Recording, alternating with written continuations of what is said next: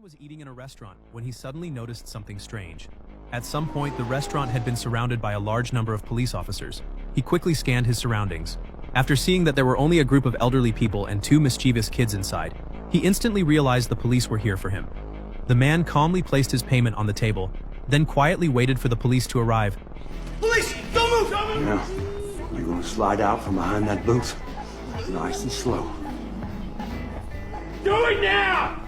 What the police didn't know was that Jason, a retired special agent, could easily take them down even without a weapon.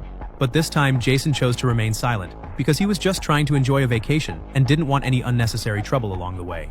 After he was taken to the police station, the front desk tried to ask Jason for his identity, but Jason never responded. Instead, he quietly studied the layout of the station. His arrogant attitude immediately angered the chief. Just as the chief was about to resort to violence, a detective arrived just in time. This well-dressed and refined detective took Jason alone into a meeting room. Through the detective's explanation, Jason finally understood the situation. It turned out there had been a murder the night before. The coroner found two 9mm bullets lodged in the victim's head. Once the victim was confirmed dead, the killer carefully cleaned up the shell casings at the scene. Strangely, the killer only used a piece of cardboard to cover the body. And that morning, someone happened to see Jason passing by the crime scene. So the officers arrested Jason and brought him in.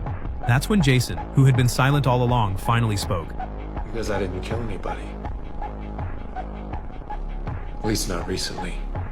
And from the details the detective mentioned, Jason quickly deduced key information. 3 men dropped this body. Lighten me.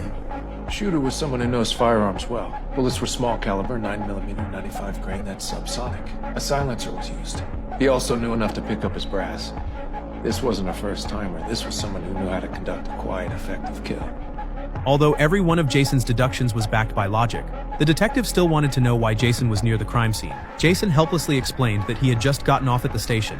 Unfamiliar with the area, he had to continue on foot, and all the police found on him was a toothbrush, a medal, and $300.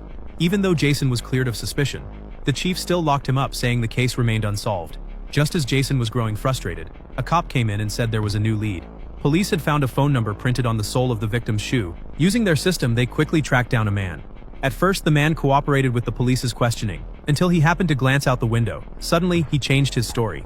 He even insisted that the officers arrest him immediately. Even though the detective clearly noticed the man's inconsistencies, they still brought him to the station, hoping to get some useful information out of him.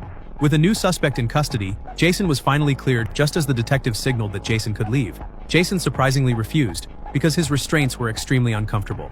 The detective told a colleague to grab some scissors, but Jason suddenly signaled the officer not to bother.